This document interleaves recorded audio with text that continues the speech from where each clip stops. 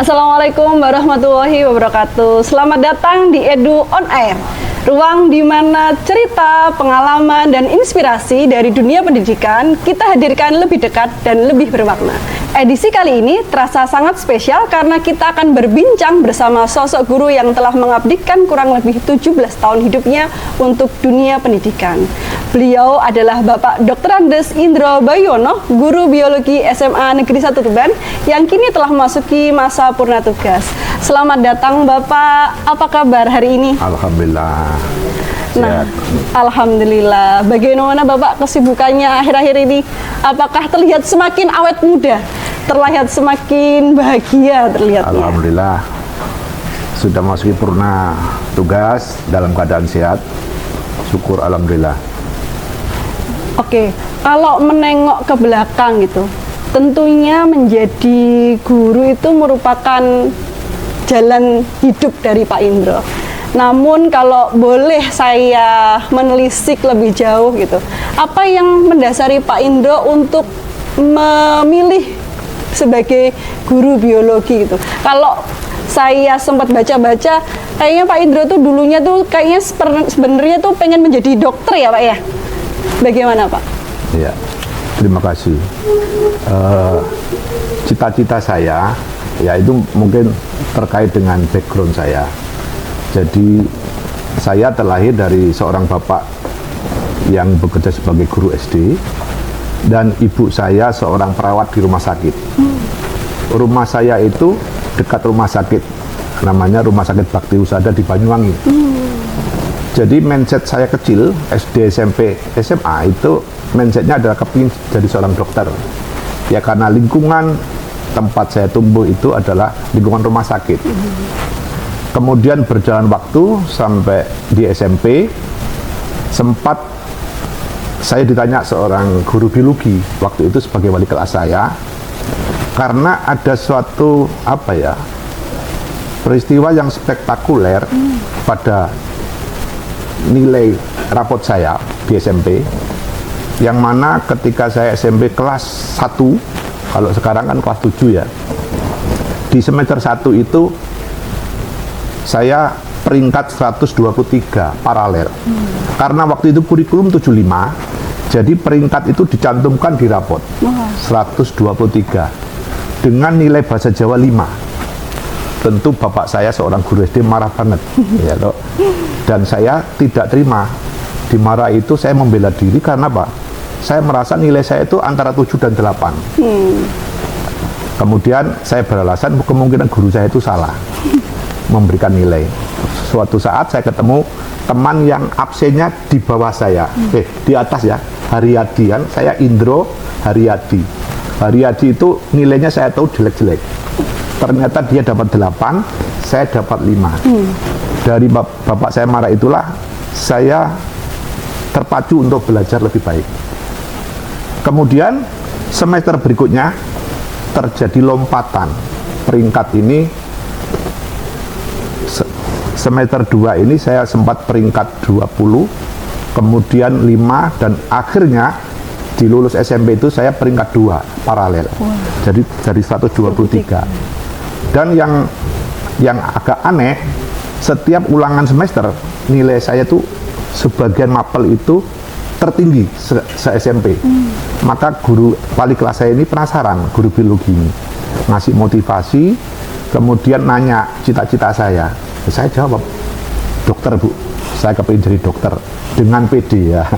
Kemudian masuk SMA, saya masuk, kalau bahasa sekarang eligible, kalau dulu itu namanya PMDK, jadi penelusuran minat dan kemampuan, PMDK. Waktu saya SMA itu masih kurikulum 75. Kemudian pada saat pengisian semacam LJK, jadi LJK untuk pemilihan jurusan dan kampus, saya memilih jurusan kedokteran untuk pilihan 1, dan yang kedua saya memilih biologi. Karena di SMP itu guru yang paling dekat itu guru biologi. Saya terinspirasi dari guru biologi yang dekat dengan saya, yang memperhatikan nilai-nilai saya itu. Ambillah saya jurusan biologi sebagai opsi kedua.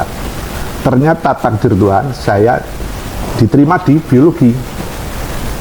Di awal-awal saya kuliah masih terbersit keinginan untuk tes kedokteran di tahun depan. Tapi waktu demi waktu berjalan, konsep-konsep yang ditanamkan oleh para dosen membuat saya cinta akan profesi calon menjadi guru. Apalagi setiap minggu pagi saya ikut kuliah subuh di Masjid IKIP Malang waktu itu ya. Nah, di sana ada satu pesan yang masuk ke hati saya, yaitu jika anak cucu Adam meninggal dunia, semua amal sudah lepas kecuali 3. Amal ilmu yang bermanfaat, amal jariah, dan anak yang soleh. Saya ambil yang ilmu bermanfaat. Andai kata saya menjadi guru, maka saya memberikan ilmu yang bermanfaat bagi para murid saya. Itulah akhirnya saya menjadi guru biologi sesuai dengan kuliah saya itu. Masya Allah.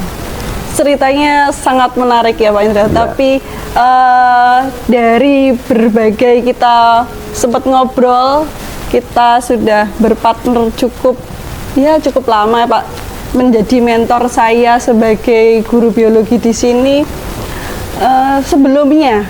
Sebelum Pak Indro di sini, apakah ketika pengangkatan itu Pak Indro langsung di SMA 1 atau di mana Pak? Ya, terima kasih. Saya ini lanjutan yang tadi, cerita tadi bersambung. Saya kuliah di IKIP Malang itu 4 tahun, lulus tahun 88 ya. Pada saat kuliah itu ada peluang beasiswa Super Semar. Saya ambil itu. Saya daftar. Ternyata mahasiswa Super Semar itu tergantung penghasilan orang tua. Saya dijegal teman saya yang anaknya kepala desa. Jadi penghasilan orang tuanya ditulis 40.000.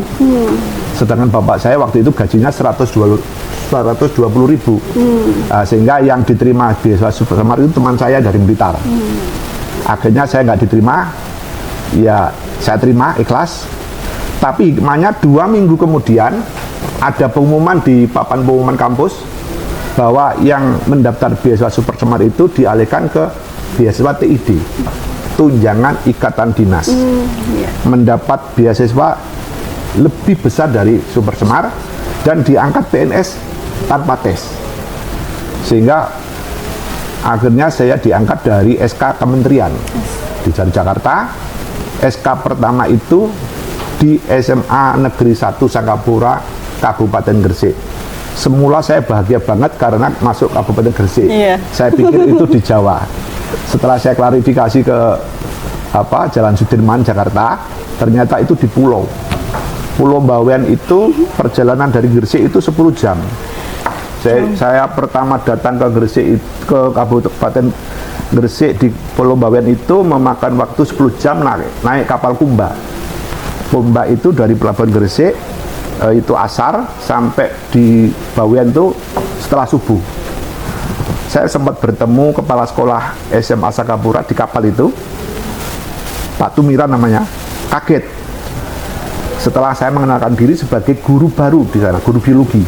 Loh, kok Mas guru biologi? Loh, kenapa Bapak kok kaget? Berarti saya dapat guru biologi 5. Wah, banyak. Dan Mas Indro ini yang terakhir. Dia panggil saya Mas karena saya masih muda banget itu.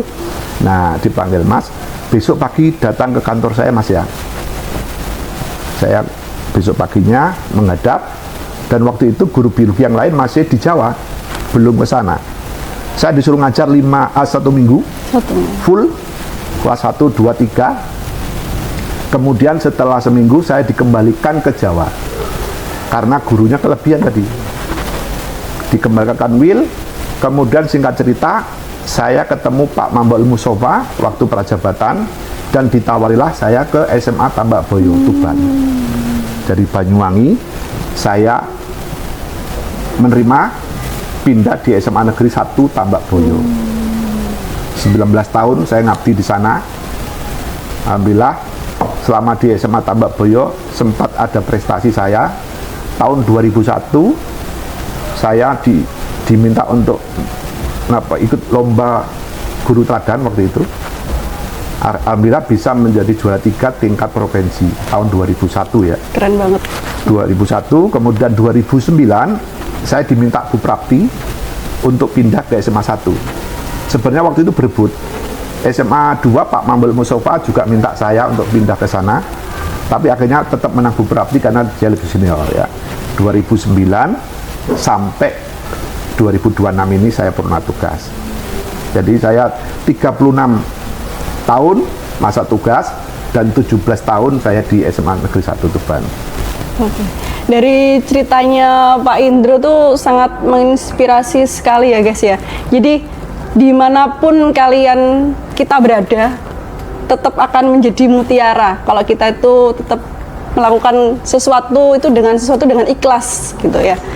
Jadi meskipun Pak Indro ditempatkan jauh dari Banyuwangi ya Bapak ya, kemudian ditempatkan di Bawean, Pak Indro tetap ikhlas menjalani gitu, tidak ada penolakan untuk pindah kemana dan kemana gitu. Akhirnya ditemukan di jalannya dengan Pak Sofa, pindah ke Tambak Boyo, berprestasi sangat luar biasa guru kita, lalu berpindah lagi ke SMA Negeri 1 Tuban sampai purna tugas. Nah tentunya Pak Indro di sini sudah mengalami banyak perubahan gitu. Dari yang kita menjalani kurikulum KTSP, kemudian sampai dengan kurikulum Merdeka dengan segala dinamikanya, perubahannya, kita sempat mengalami masa Covid yang semuanya kita berfokus pakai IT gitu. Menurut Pak Indro gitu, bagaimana perubahan dari dunia pendidikan dari dulu sampai sekarang gitu, bagaimana menurut Pak Indro? Kalau saya bicara dari saya awal menjadi guru, tahun 91 saya awal menjadi guru, itu masih menggunakan kurikulum 84 waktu itu ya. Jadi waktu itu belum ada HP, belum ada laptop. Jadi guru mengajar itu pakai papan tulis blackboard, papan hitam. Kemudian pakai kapur. Pakai kapur. Sejalan waktu berjalan, kemudian ada whiteboard, pakai spidol whiteboard ya. Itu perkembangan berikutnya. Kemudian pada saat itu sumber belajar bagi murid adalah buku dan guru. Dari buku yang dimiliki dan kemudian dari guru. Seiring waktu berjalan, perkembangan teknologi dan perkembangan kurikulum, murid sudah mengenal komputer, mengenal HP, kemudian sumber belajar itu meningkat ya. Sumber belajar meningkat, kemudian guru pun bisa mengajar menggunakan PowerPoint, pakai proyektor. Nah, itu perkembangan cara mengajar dari dulu sampai sekarang. Jadi apa ya? Ada perkembangan seiring waktu, seiring perkembangan teknologi. Itu biasa. Kalau dari Pak Indro ya, banyak perkembangan dari kita cara mengajar gitu kan ya.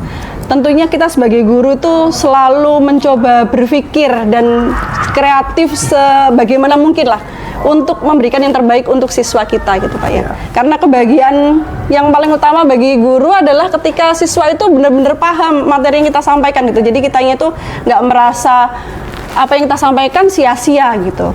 Nah, menurut dari Pak Indro gitu, kalau dari siswa dari yang zaman 80-an pertama kali Pak Indro mengajar sampai dengan Pak Indro masa pensiun, ada nggak perubahan karakter ataupun cara belajar maupun sifat dari siswa-siswa yang menurut Pak Indro itu banyak perubahannya gitu? Ya, terutama dari seiring penggunaan gadget atau HP, ini perubahannya adalah siswa zaman dulu kan belum mengenal HP, era tahun 90 sampai 2000 ya. Saya saja baru punya HP itu tahun 2002 atau 2003, saya lupa. Baru di atas itulah ada HP, sehingga HP ini ada dua sisi, sehingga anak-anak itu bisa memanfaatkan internet dengan positif apabila mereka memang menggunakan dengan benar, tapi bisa juga secara negatif apabila mereka menggunakannya di saat yang tidak tepat. Misalkan pada saat guru mengajar, murid buka HP, buka atau main game dan sebagainya. Ini satu pelanggaran. Juga ketika ulangan dan sebagainya, kalau memanfaatkan HP untuk menyontek, ini hal yang tidak baik. Itu Bu Tia. Oh gitu. Menurut Pak Indro gitu, dari gadget itu apakah lebih baik menurut Pak Indro? Lebih baik dari zaman dulu karakternya, cara belajarnya, semangatnya belajar untuk mencapai cita-citanya tuh menurut Pak Indro tuh lebih baik yang zaman Pak Indro dulu pertama kali mengajar atau sekarang ini? Kan mungkin ada banyak hal yang mengaruhi gitu Pak Indro ya, dari semangat siswa belajar, fasilitas dari siswa tersebut gitu. Bagaimana? Ya tentu saja kita adanya HP ini satu sisi juga melengkapi sebagai sarana fasilitas untuk belajar lebih baik apabila digunakan dengan tepat, gitu. Karena siswa bisa mengakses berbagai informasi di dunia ini tidak terbatas. Ya, jadi penggunaan HP ini bisa memperluas wawasan siswa. Tapi juga kalau tidak tepat penggunaannya, ini juga kurang bagus. Maka itu betul, saya setuju sekarang ini di sekolah siswa HP-nya dibatasi, ya disimpan di locker ya, pagi dan siang dikembalikan. Itu sudah betul untuk mengontrol, mewaspadai penggunaan HP dari penyalahgunaan. Gitu. Baik, saya setuju banget sih Pak Indro. Jadi siswa itu lebih fokus, jadi tidak tergantung apa-apa kalau misalkan dia dikasih tugas apa-apa. Kalau dulu kan dikit-dikit browsing langsung Google gitu ya. Kalau sekarang tuh mau tidak mau ya siswa harus buka buku, baca buku gitu.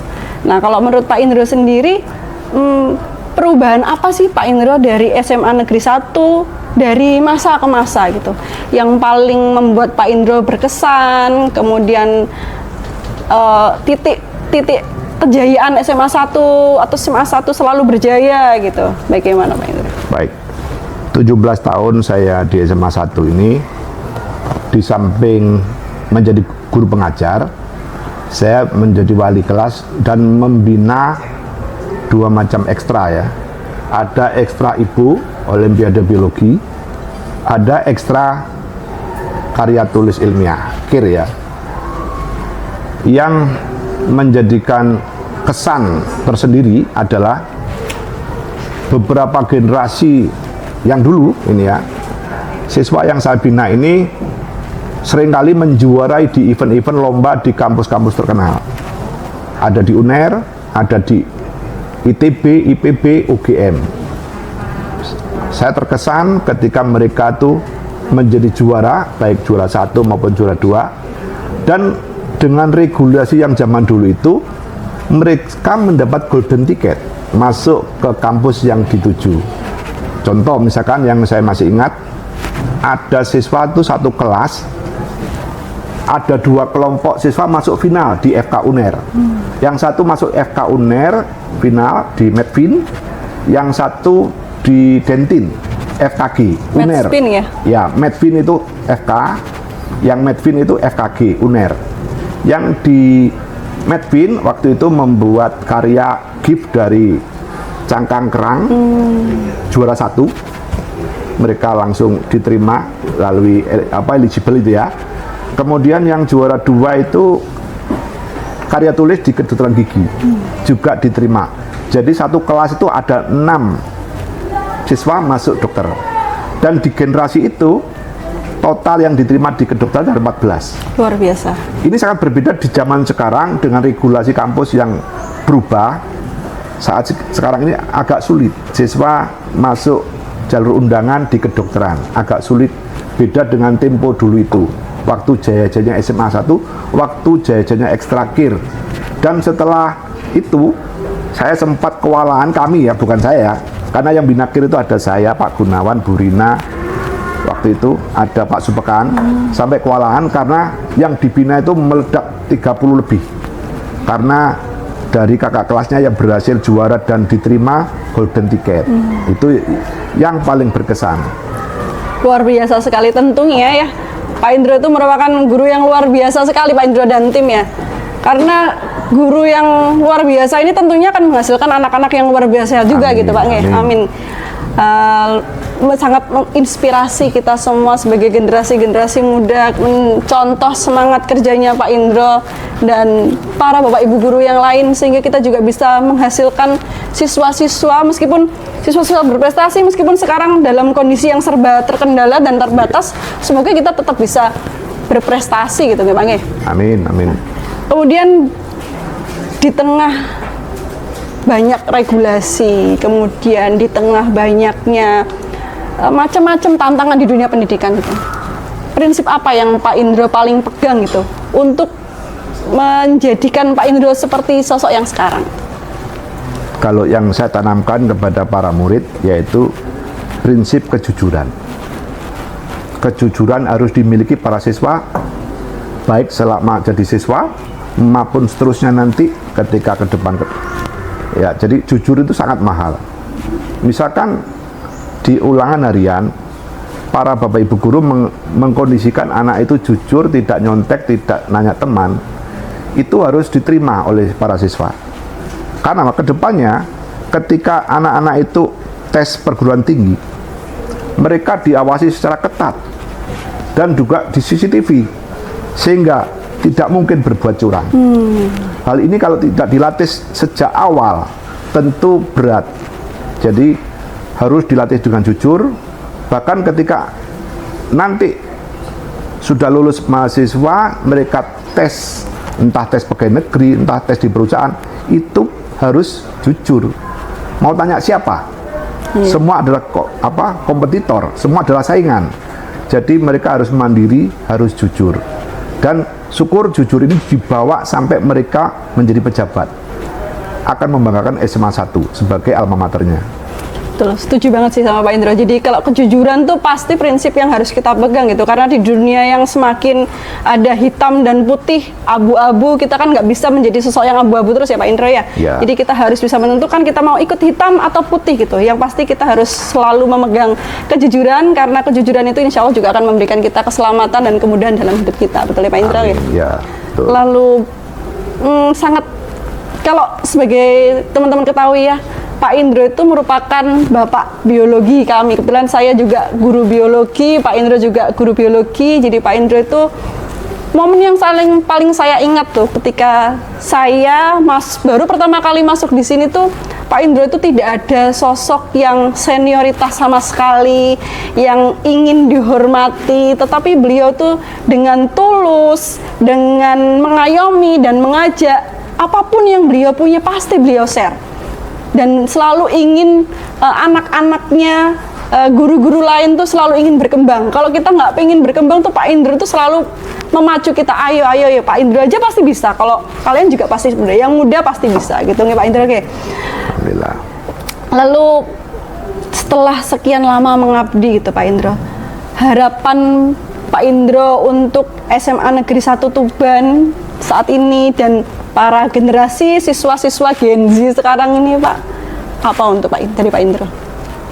Tentu saya sebagai bagian dari SMA 1, sebagai guru SMA 1 yang purna tugas di SMA 1 dengan berbagai prestasinya, saya tentu berharap SMA Negeri 1 Tuban ini tetap menjadi SMA yang terbaik, menjadi sekolah unggulan yang menjadi sekolah yang pilihan bagi masyarakat Tuban dan sekitarnya, dan semakin berprestasi, prestasinya tetap bertahan bahkan meningkat baik di tingkat provinsi maupun di tingkat nasional. Itu harapan dari saya sebagai bagian dari SMA Negeri 1 Tuban. Amin gitu. Kalau Pak Indro rasanya tuh kami tuh sebagai guru-guru gitu sebelumnya kayak masih sangat kehilangan gitu loh sosok Pak Indro dengan komedinya, dengan komedi khasnya yang diwariskan ya Pak ya, sudah diwariskan ya. Jadi kalau kami guru-guru biologi itu udah pasti sudah paham gitu komedinya Pak Indro gitu. Bagaimana Pak perasaan menjelang purna, terlihat semakin bahagia Pak Indro terlihat semakin sehat gitu. Tapi sesungguhnya perasaannya Pak Indro setelah purna itu bagaimana, Pak? Satu sisi saya merasa senang, bersyukur bahwa saya bisa purna tugas dalam keadaan sehat. Tapi satu sisi saya merasa bakal kehilangan situasi kebersamaan, baik kebersamaan dengan para siswa, kebersamaan dengan Bapak Ibu guru, suasana bercanda, berdiskusi. Tentu ini harus diterima karena memang saya harus purna tugas. Tinggal kenangan. Jadi kebersamaan ini tinggal kenangan baik pada murid maupun pada Bapak Ibu guru. Terakhir Pak Indro, pesan untuk Bapak Ibu guru semuanya, pesan untuk siswa-siswa, pesan untuk SMA Negeri 1 Tuban dari Pak Indro. Kepada Bapak Ibu guru SMA Negeri 1 Tuban, saya berikan motivasi untuk tetap mengupdate ilmunya, mengupdate pengetahuannya, untuk terus memperbaiki cara mengajarnya, metodenya, mengupdate diri. Karena ilmu kurikulum berkembang, teknologi terus berkembang. Ini Bapak Ibu guru, terutama yang masih muda-muda, tentu bisa mengikuti perkembangan ini. Enggak seperti saya yang sudah sangat senior ini, susah mengikuti teknologi yang ada itu. Untuk para siswa SMA Negeri 1 Tuban ini, saya sering mendapat curhatan dari murid maupun sebagian wali murid, yaitu bahwa sekolah di SMA Negeri 1 Tuban itu terlalu banyak tugas. Jadi ini menjadi beban bagi para siswa. Jadi baik PR dari berbagai mata pelajaran, yaitu tugas kelompok, presentasi, belum lagi tugas dari ekstrakurikuler. Ini menjadi beban bagi mereka mengeluh keberatan. Pesan saya kepada para siswa, jalani semua proses ini dengan penuh semangat. Jadi jangan jadikan beban, tapi jalani dengan semangat, karena ini semua adalah proses menuju membangun potensi Anda, membangun potensi diri, membangun kepercayaan diri, dan Anda akan menjadi bisa dari asalnya tidak bisa. Ini semua dari proses yang demikian. Bukti yang pernah saya dapat ketika saya berjumpa alumni ini mantan OSIS ya, mantan OSIS ketemu saya waktu jadi OSIS, banyak tugasnya. Ketika dia kuliah, mendapatkan tugas dari para dosen itu terasa ringan, karena mereka sudah terbiasa beban berat tugas di SMA 1. Ini hikmahnya, mereka merasakan bahwa di SMA 1 mereka tidak menyesal dengan tugas Bapak Ibu guru itu, menjadi bahan, menjadi latihan bagi mereka ketika sudah menjadi mahasiswa.